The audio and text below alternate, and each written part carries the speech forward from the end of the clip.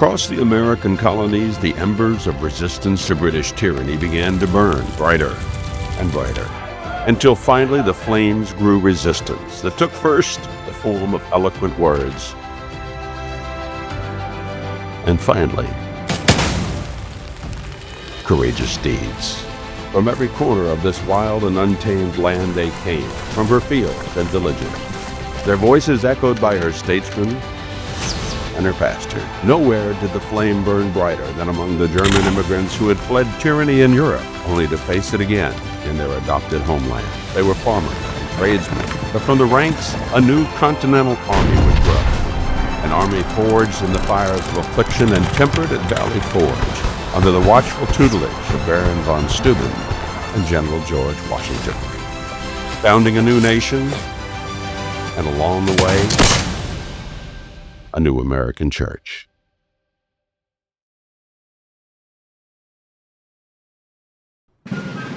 In 1725, John Philip Baum organized the first three congregations of what would become the Reformed Church in the United States.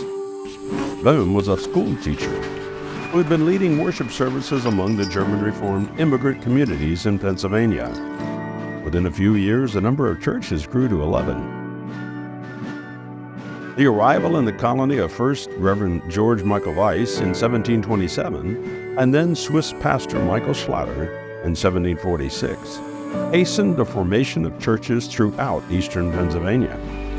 Another stream of Reformed refugees would flee to London, where Queen Anne made provision to settle them among the Dutch Reformed of New Amsterdam, today's New York. One of those religious refugees was a boy named John Peter Zenger, who, ironically, would set in motion a series of events that would lead to the founding of a new nation. Zenger founded a newspaper and became a passionate crusader against corruption. His famous acquittal at trial laid the groundwork for the First Amendment, and in many minds sparked the first flames of independence.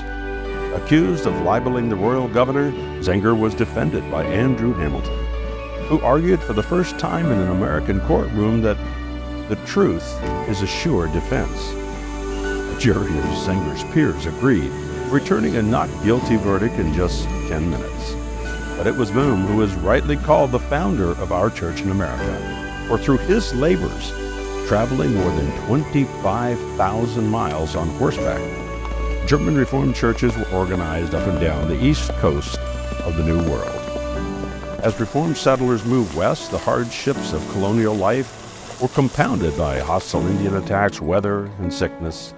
But through it all, the churches not only survived but grew, bolstered by fresh arrivals fleeing religious persecution in Germany. The Reformed Church in Germany struggled against the deprivations of European war and the hostility of the Roman Catholic Church. With no prospects of assistance from the Mother Church, these colonial Reformed churches resolved to organize as a Cetus in 1747 and came under the gracious umbrella of the classes of Amsterdam. With no means to train German-speaking pastors to serve their congregations, the Cetus eventually elected to leave the oversight of their Dutch brethren and organize in 1793 as an independent church in the American Republic. The recent victory of the American colonies over the British not only signaled that the time was right for an American government, but also for an American church. The ministers and members of the German Reformed Church had not only supported the cause of independence, but supplied soldiers, miners, wagon makers, and statesmen. General George Washington in particular leaned upon the German Reformed colonists, recruiting a number to serve as his personal guard due to their unflinching loyalty. When wintering in Germantown, he was a frequent visitor to the Germantown Reformed Church. One patriot in particular caught his attention, Peter Humberkaus. A member of the church in Germantown, Humberkaus joined the famous Flying Camp and was with the first company of soldiers to leave Philadelphia for the front. He crossed the Delaware with his general, who appointed him officer of the day at Saratoga. Humberkaus, a carriage maker by trade, would re-enlist in the Continental Army to defend Germantown. The snow was red with blood, marking the path of the retreating colonials to the brutal winter camp at Valley Forge.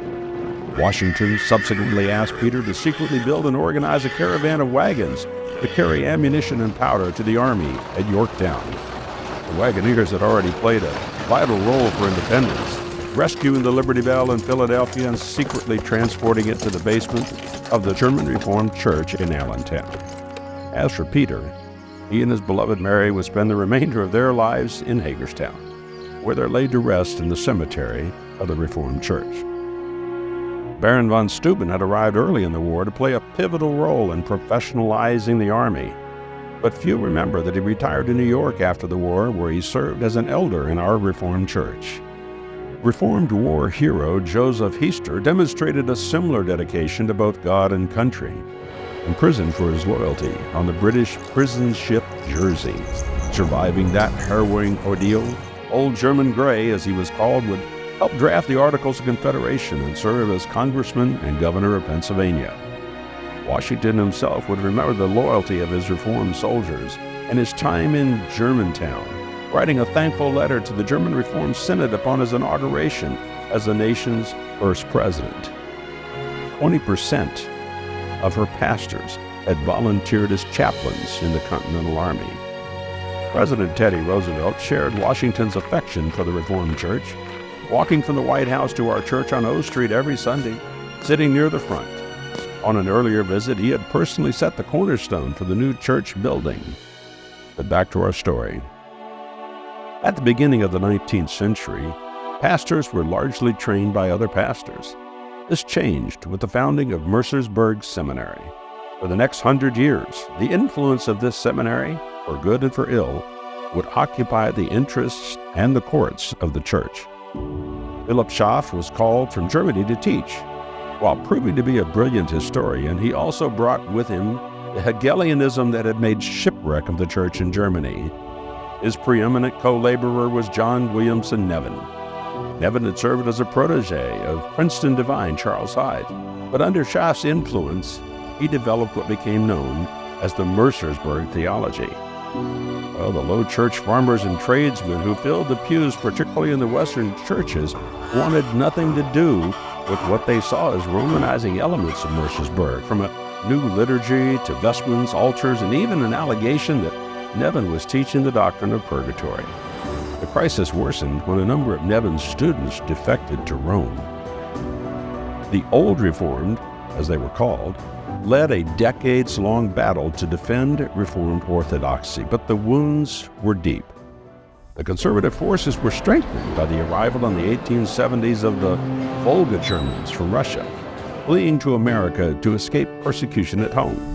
These hardy Reformed families settled in the upper Midwest and as far west as California. They would prove to be the most stubborn resistors against the church merger movements of the next century. The final resolution came in 1934, when the majority of churches, weakened by years of errant theology in the seminaries, left the Reformed Church confessions to unite with the Evangelical Synod. Sadly, many of her pastors followed their pensions into the merger, leaving elders in the churches that remained to conduct services, care for the flock, and catechize their children in their beloved Heidelberg. Those churches continue to this day as the Reformed Church in the United States. The Depression and World War II had taken their toll. Classis meetings were attended mostly by elders in those years.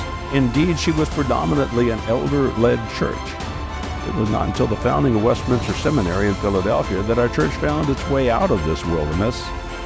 Few of our students found their way there, and through the influence of Gresham Machen, Cornelius Van Til, and others, into the broader Reformed community.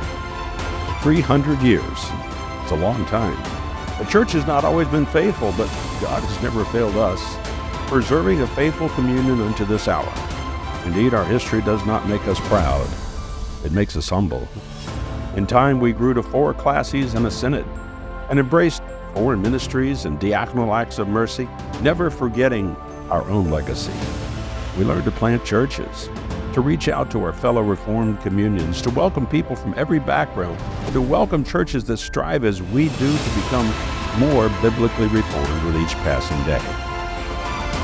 Oh, we've learned about social media and live streaming services, but we have also jealously guarded the legacy bequeathed to us by our forefathers. to speak the truth in love, to catechize our young, to preach the word in season and out. May it please Him to give us the strength and the vision to not only persevere, but to rejoice as we raise high His banner in this, our 4th century, in this blessed land.